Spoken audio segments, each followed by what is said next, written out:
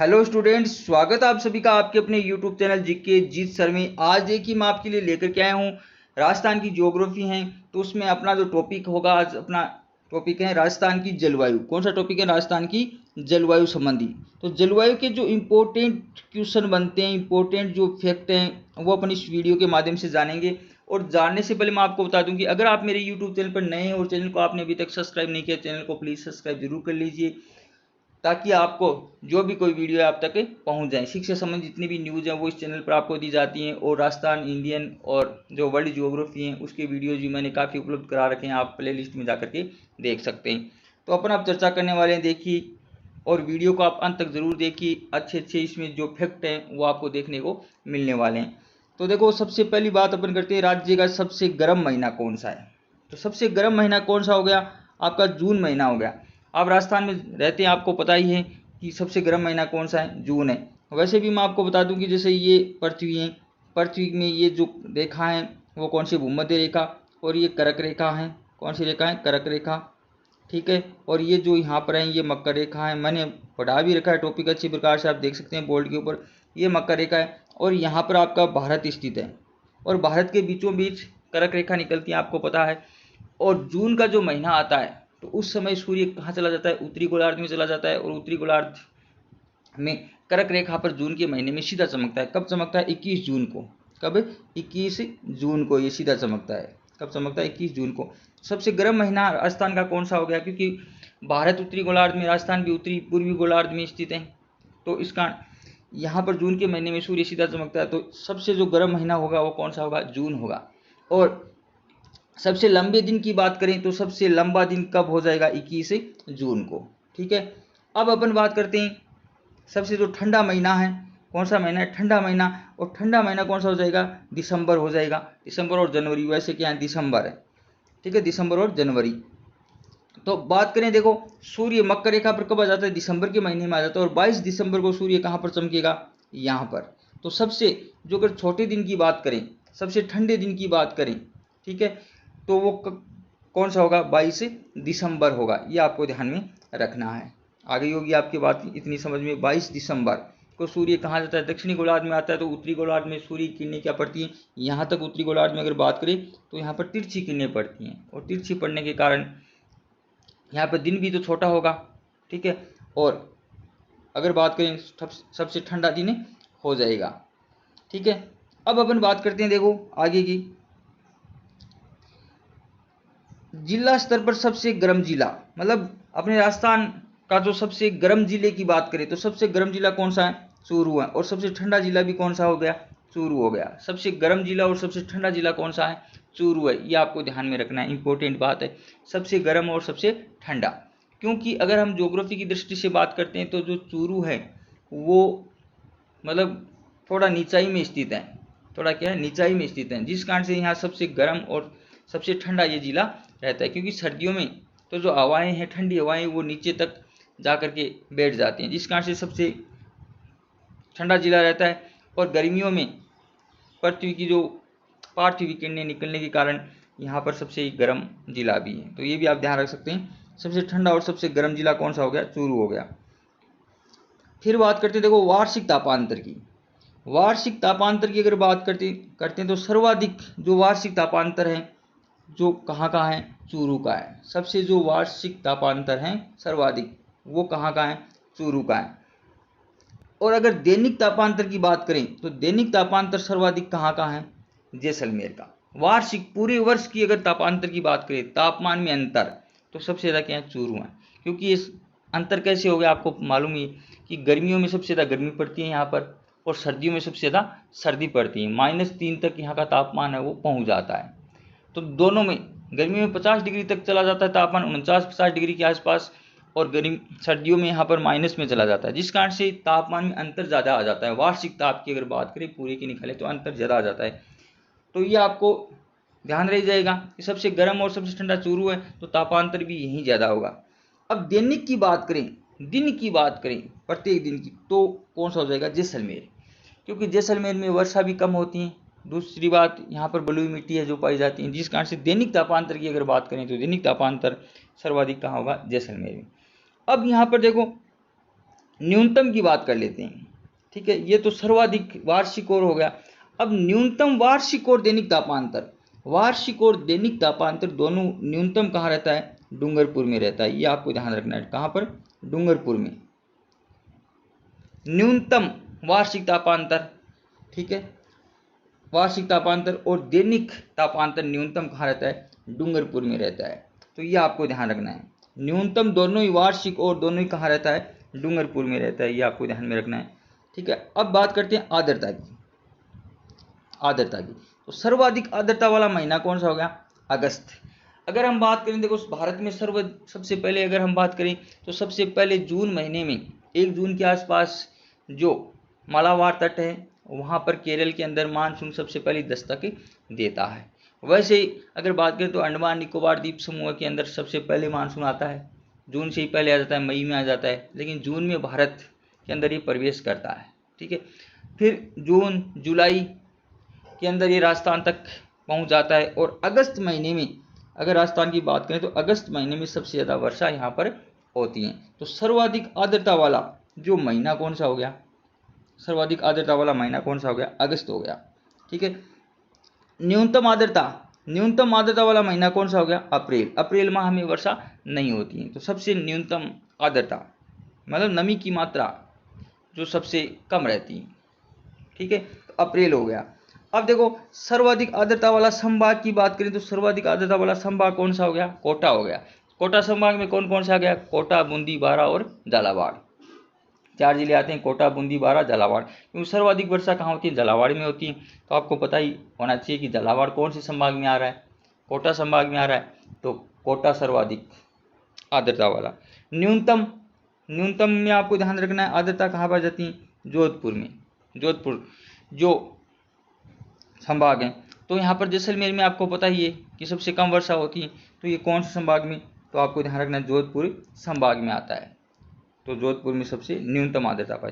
अब देखो सर्वाधिक आर्द्रता वाला जिला, सर्वाधिक आर्द्रता कहाँ पाई जाती है? झालावाड़ में, क्योंकि यहाँ पर सर्वाधिक वर्षा होती है।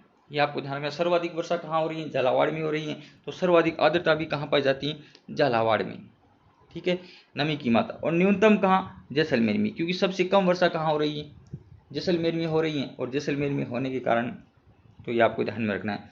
जैसे ये अपन बात कर लेते हैं, देखो ये जैसे राजस्थान का यहाँ पर मैप है, सॉरी बना देता हूँ। राजस्थान का ये जैसे मैप है, अगर हम मैप की बात करें तो ये जैसे राजस्थान का मैप हो गया, ये मैप है। यहाँ पर आपका झालावाड़ है। ठीक है, यहाँ से मानसून आता है, ये मानसूनी हवाएं आती है तो यहाँ पर वर्षा होती है। जो इधर बंगाली खाड़ी से आने वाली हवाएं हैं वो इधर से होकर के आती हैं, तो यहाँ पर सर्वाधिक वर्षा होती है। और यहाँ तक नहीं पहुँच, क्योंकि इधर ये जो हवाएं हैं इधर वाली अरब सागर से आने वाली, ये सीधी चली जाती है अरावली पर्वत श्रृंखला के पास में। ठीक है, तो यहाँ और इधर वाला मानसून यहाँ तक पहुँचते पहुँचते उसकी आर्द्रता कम हो जाती है, जिस कारण जैसलमेर में वर्षा सबसे कम होती है और आर्द्रता भी सबसे कम पाई जाती है। और सर्वाधिक कहाँ पाई जाती है? यहाँ पर आर्द्रता भी सर्वाधिक पाई जाती है और सर्वाधिक वर्षा भी कहाँ होती है? झालावाड़ में होती है। तो ये आपको ध्यान रखना है। सर्वाधिक वर्षा वाला जिला कौन सा हो गया? झालावाड़ हो गया। और न्यूनतम वर्षा वाला कौन सा हो गया? जैसलमेर हो गया। ठीक है, ये ध्यान में रखना है। तो अब आगे देखें सर्वाधिक आर्द्रता वाला स्थान। सर्वाधिक आर्द्रता वाला स्थान कौन सा है? माउंट आबू। सर्वाधिक वर्षा वाला स्थान भी कौन सा है? माउंट आबू है, क्योंकि ये क्या है? ऊंचाई पर स्थित है ना। माउंट आबू है, सिरोही के अंदर है और ये सबसे ज़्यादा ऊंचाई पर है, जिस कारण से यहाँ सर्वाधिक आर्द्रता पाई जाती है। ठीक है, और सर्वाधिक ठंडा स्थान भी ये क्या है? माउंट आबू ही है। सर्वाधिक ठंडा स्थान क्या है? माउंट आबू है। ये भी आपको ध्यान रखना है, क्योंकि जो हम 165 मीटर की ऊंचाई पर जाते हैं तो 1 डिग्री तापमान क्या हो जाता है? कम हो जाता है। 1 डिग्री सेंटीग्रेड तापमान क्या हो जाएगा? कम हो जाएगा 165 मीटर की ऊंचाई पर जाने पर। ठीक है, तो ये अगर बात करें, आपने गुरु शिखर का नाम सुना है, जो 1722 मीटर ऊंची चोटी है, जो इसी के ऊपर है। तो 1722 का मतलब 165 मीटर पर जाते हैं तो 1 सेंटीमीटर तापमान कम हो जाता है, 1 डिग्री सेंटीग्रेड। तो जो ऊंचाई पर जाएगी तापमान कम हो जाता है। तो ये सबसे ठंडा स्थान भी है और सर्वाधिक वर्षा वाला स्थान भी कौन सा है? माउंट आबू है। सर्वाधिक वर्षा वाला स्थान और सर्वाधिक वर्षा वाला स्थान, जिले की बात करें तो झालावाड़ आता है और स्थान की बात करें तो कौन सा आता है? माउंट आबू, क्योंकि ये ऊंचाई पर स्थित है, ये सिरोही में है। फिर न्यूनतम आर्द्रता वाला की बात करें तो फलोदी। ठीक है। सबसे शुष्क स्थान की बात करें तो सर्वाधिक शुष्क स्थान भी कौन सा है? फलोदी, जोधपुर है। सर्वाधिक शुष्क स्थान भी कौन सा है? फलोदी, जोधपुर। तो न्यूनतम आर्द्रता वाला स्थान और शुष्क स्थान, तो ये दोनों ध्यान रखेंगे। ये शुष्क स्थान है, सर्वाधिक शुष्क स्थान राजस्थान का कौन सा हो गया? फलोदी, ठीक है। और सबसे जो अगर आर्द्रता की बात करें तो माउंट आबू हो गया स्थान, और ठंडी की बात करें तो भी कौन सा है? माउंट आबू सिरोही के अंदर। ये आपको ध्यान में रखना है, ठीक है। अब देखो बात करते हैं सर्वाधिक वाष्प उत्सर्जन वाला जिला। तो सर्वाधिक कहाँ पर होता है? जैसलमेर में। यह आपको मालूम होना चाहिए कि यहाँ पर वर्षा कम होती है, लेकिन यहाँ पर दैनिक तापांतर अधिक रहता है, और दैनिक तापांतर अधिक रहने के कारण यहाँ पर जो भी थोड़ी बहुत वर्षा होती है वो वाष्प के रूप में वापस चली जाती है, क्योंकि तापमान के द्वारा उसका वाष्पीकरण हो जाता है। तो वाष्प उत्सर्जन वाला जिला कौन सा हो गया? जैसलमेर। और न्यूनतम वाला कौन सा हो गया? डूंगरपुर हो गया, क्योंकि यहाँ जो तापांतर है वो कम पाया जाता है, तापांतर कम पाया जाता है, जिसका न्यूनतम में कौन सा आ गया? डूंगरपुर आ गया। ये भी आपको ध्यान में रखना है, क्योंकि जो तापांतर वाले हैं वो ये हैं, ये आपको ध्यान में रखना थोड़ा।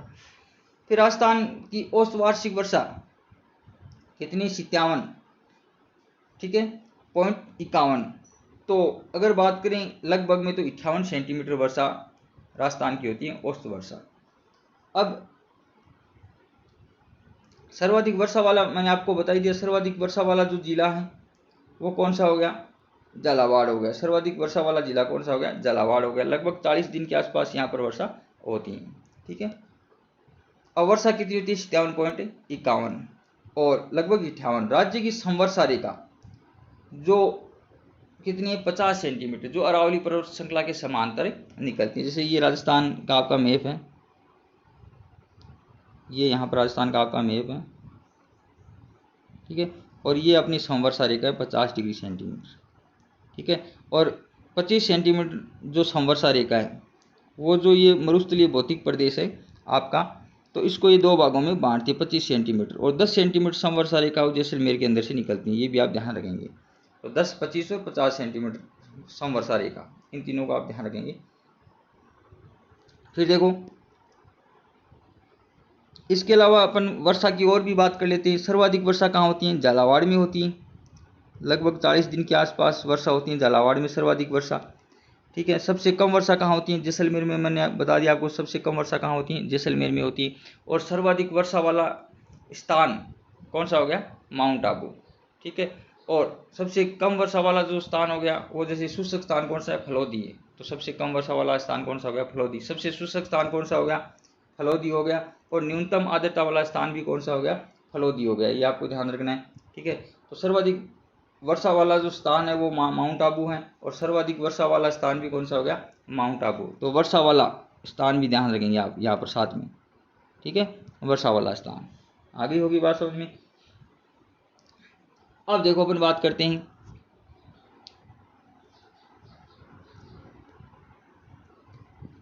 सूर्य की सीधी किरणें कहाँ पड़ती हैं? बोरकुंड गांव कुशलगढ़ में। तहसील कौन सी है? बांसवाड़ा। मैंने आपको बताया पहले भी।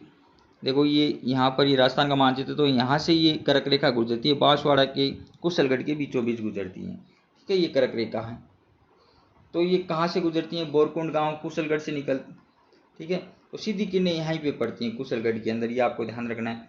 और सबसे तिरछी कहाँ पड़ेगी? तो ये यहाँ पर आपका गंगानगर है, और गंगानगर का ये कौन सा है? कोणा गाँव। अगर जिला पूछा जाए तो गंगानगर, ठीक है। और अगर स्थान पूछा जाए इसका तो कोणा गांव के अंदर, ये ऊपर कोणा गांव है और इधर कौन सा है? बोरकुंड। तो सबसे तिरछी, क्योंकि सूर्य सीधा यहाँ चमकेगा, यहाँ चमकेगा, तो सीधी किरणें यहीं पड़ेगी और यहाँ तक ये किरणें कैसी हो जाएगी? तिरछी हो जाएगी। तो गंगानगर के अंदर है कोणा, तो ये आप ध्यान रखेंगे। इसके अलावा देखो सर्वाधिक आंधियाँ, सबसे ज़्यादा आंधियाँ कहाँ चलती हैं? गंगानगर में चलती हैं, ठीक है। कितने दिन चलती हैं? 27 दिन चलती हैं। और न्यूनतम आंधियाँ कहाँ चलती हैं? झालावाड़ में। कितने दिन? 3 दिन चलती हैं। कितने दिन चलती हैं? 3 दिन चलती हैं झालावाड़ के अंदर, ठीक है। इसके अलावा बात करें कि राजस्थान में सर्वाधिक वर्षा की विषमता कहाँ पाई जाती है? बाड़मेर में। और न्यूनतम विषमता कहाँ पाई जाती है? डूंगरपुर में। ठीक है। विषमता की अगर बात करें, वर्षा की विषमता की बात करें, विषमता, ठीक है। तो सर्वाधिक जो वर्षा की विषमता कहाँ पाई जाएगी? बाड़मेर में। कौन से में पाई जाएगी? बाड़मेर में, ये आप ध्यान रखेंगे कौन से में, बाड़मेर। और न्यूनतम विषमता कहाँ पाई जाती है वर्षा की, तो ये भी आप साथ में ध्यान रख सकते हैं, डूंगरपुर के अंदर पाई जाती है। ठीक है, अब देखो आगे अपन बात करते हैं, और भी बहुत सारे फैक्ट हैं। ठीक है, ये देखो आंधियों का हो गया। अब देखते हैं ये हवाओं के कुछ नाम हैं। शीली क्या है, शीली हम किसको कहते हैं, तो पौष माह में चलने वाली हवाओं को हम क्या कहते हैं, शीली कहते हैं। जो पो माह, जो सर्दियों में सबसे जो सर्दी वाला महीना है वो पो का ही होता है वैसे। ठीक है, हिंदी की अगर बात करें महीनों की, हिंदी महीनों की अगर बात करें तो पौष माह में चलने वाली हवाएं कौन सी होती हैं, शीली होती हैं। फिर ज्येष्ठ माह में चलने वाली गर्म हवाएं, ज्येष्ठ माह होता है जिस समय हम क्या करते हैं, बुआई वगैरह करते हैं, सबसे पहले वर्षा का आरंभ होता है इस माह में राजस्थान में, तो उसको क्या कहते हैं, तवा, क्या कहते हैं, तवा कहते हैं, गर्म हवा। तो गर्म हवा आप याद रख सकते हैं, तवा। तवा कैसे होता है, गर्म होता है, तो गर्म हवा कौन सी होती है, तवा होती है, ज्येष्ठ माह में चलती हैं, ये ध्यान रखना है। और पो, जिसको हम पो बोलते हैं, पौष माह में चलने वाली हवा उसको क्या कहते हैं, शीली कहते हैं। ठीक है, क्योंकि ये ठंडी होती हैं, और शीली का मतलब सर्दी, सर्दियों में चलती हैं, तो ये कैसी होती है, शीली होती है, सह से शीली आप याद रख सकते हैं। और गरम, गरम क्या है, तवा, उसको तवा कहते हैं। उत्तर दिशा से चलने वाली हवा उसको क्या बोलते हैं, दराऊ, क्या बोलते हैं, दराऊ कहते हैं। उत्तर दिशा से चलने वाली हवाओं को क्या कहते हैं, दराऊ कहते हैं। और दक्षिण पश्चिम से आने वाली हवाएं, जैसे राजस्थान की अगर बात करें तो ये राजस्थान आपका, सॉरी ये 1 मिनट बना देता हूँ। राजस्थान की बात करें तो ये देखो राजस्थान आपका, ठीक है। अब देखो दक्षिण पश्चिम से आने वाली हवा, तो ये दक्षिणी भाग है, और ये कौन सा है, ये पश्चिम भाग है। तो इधर से हवाएं आती हैं, तो इन हवाओं को हम क्या बोलते हैं, समदरी बोलते हैं। क्या बोलते हैं, समदरी। दक्षिण पश्चिम से आने वाली हवाओं को हम क्या बोलते हैं, समदरी बोलते हैं। ठीक है, उत्तरी पश्चिम से आने वाली हवा जो ये आती है सर्दियों में, इधर उत्तरी पश्चिमी हवा, उसको क्या बोलते हैं, सूर्या। क्या बोलते हैं, सूर्या बोलते हैं, कि सूर्यो चालियो। ठीक है, सूर्या बोलते हैं। उसके बाद में दक्षिणी पूर्व से आने वाली हवाएं, ये दक्षिणी भाग और ये कौन सा, पूर्वी। ठीक है, अब इधर से आने वाली जो हवाएं उसको हम क्या बोलते हैं, चील। क्या बोलते हैं, चील बोलते हैं, इनको चील बोलते हैं, इधर से आने वाली हवाओं को। ठीक है, इसको हम क्या बोलते हैं, समदरी बोलते हैं। और इधर क्या बोलते हैं, ये सूर्या बोलते हैं, इधर से आने वाली जो हवाएं उसको सूर्या बोलते हैं। फिर देखो उत्तरी पूर्व से आने वाली हवा, ये उत्तरी है और ये पूर्वी है, तो इधर से आने वाली हवाएं हैं उसको हम क्या बोलते हैं, सेंजरी। क्या बोलते हैं, सेंजरी बोलते हैं। तो ये आपको ध्यान रखना, चारों प्रकार की हवाएं हैं। उसके बाद में देखो भयंकर हवा, जो भयंकर हवा होती है तेज हवा वाली, उसको क्या बोलते हैं, अडावा। अडावा तो जोर से आती है उसको क्या कहते हैं, अल्डाना, तो अडावा बोलते हैं इसको। वाष्प कणों के साथ हवा, जिसमें वाष्प कण होते हैं, महीन जो कण होते हैं, ठीक है, जल वाष्प के जो कण होते हैं उसको क्या बोलते हैं, जाला। क्या बोलते हैं, जाला बोलते हैं। ठीक है, अब देखो एक ये इंपॉर्टेंट बात है, वज्र तूफान हम किसको कहते हैं, दक्षिणी पूर्व से आने वाले तूफान। दक्षिणी पूर्व से आने वाला जो तूफान है उसको हम क्या बोलते हैं, वज्र तूफान। जैसे दक्षिणी पूर्व कौन सा भाग हो गया, राजस्थान की अगर बात करते हैं तो देखो ये राजस्थान हो गया आपका। ठीक है, ये आपका दक्षिणी भाग हो गया और ये पूर्वी भाग हो गया। ठीक है, ये पूर्वी भाग हो गया। इधर से जो हवाएं आती हैं उसको हम क्या बोलते हैं, तूफान आता है उसको बोलते हैं वज्र तूफान। ठीक है, ये कब आता है, जून और जुलाई माह में आता है, जून और जुलाई माह में। सर्वाधिक कहाँ आता है, झालावाड़ और जयपुर में, सर्वाधिक झालावाड़ और जयपुर में, क्योंकि सर्वाधिक वर्षा भी यहीं पे होती है झालावाड़ में। न्यूनतम कहाँ पर आता है, बाड़मेर में, और उसके बाद में बीकानेर में, ये आप ध्यान रख सकते हैं। इसके अलावा बात करते हैं, देखो भारतीय मौसम विभाग वेधशाला कहाँ पर है, जंतर मंतर। जंतर मंतर कहाँ पर है, जयपुर में। तो भारतीय मौसम विभाग वेधशाला कहाँ पर है, कई बार क्वेश्चन आया हुआ है, जंतर मंतर, जो कहाँ पर है, जयपुर के अंदर है, ये आप ध्यान रख सकते हैं। ठीक है, तो ये आप